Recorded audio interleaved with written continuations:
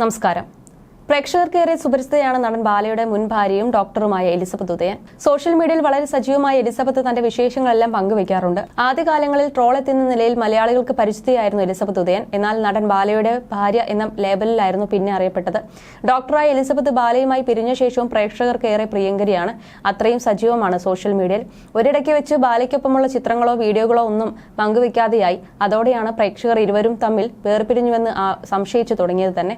എന്നാൽ വേർപിരിഞ്ഞെന്നോ വേർപിരിയാനുള്ള കാരണങ്ങളോ ബാലയോ എലിസബത്തോ പറഞ്ഞിരുന്നില്ല. ഇപ്പോൾ അഹമ്മദാബാദിൽ ജോലി ചെയ്യുകയാണ് എലിസബത്ത്.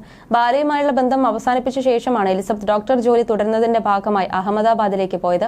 തന്റെ യൂട്യൂബ് ചാനലിലൂടെ മാനസികാരോഗ്യ മോട്ടിവേഷൻ സ്പീച്ചുകൾ, വ്ളോഗുകൾ, ഷോർട്സുകൾ എല്ലാം എലിസബത്ത് പ്രേക്ഷകരിലേക്ക് എത്തിക്കാറുണ്ട്. ബാലയുമായുള്ള വിവാഹബന്ധം അവസാനിപ്പിച്ചതിനു ശേഷം സോഷ്യൽ മീഡിയയിൽ വളരെ സജീവമാണ് ഡോക്ടർ എലിസബത്ത് ഉദയൻ.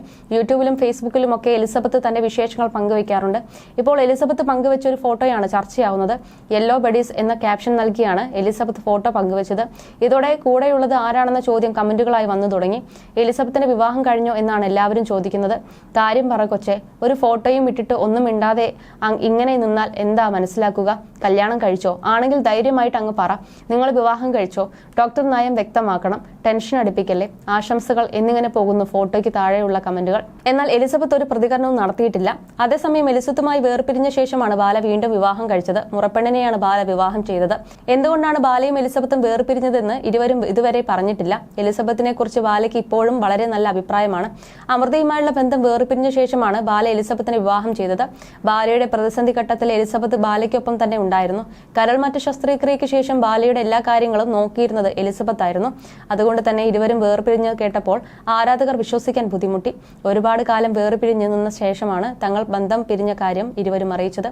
എന്നാൽ ഈ സമയത്തൊന്നും തന്നെ ഇരുവരും പരസ്പരം കുറ്റപ്പെടുത്തിയിട്ടില്ല. ബന്ധം വേർപിരിഞ്ഞപ്പോഴും ഒരിക്കലും ബാല എലിസബത്തിനെ കുറിച്ച് മോശമായി പറഞ്ഞിട്ടില്ല.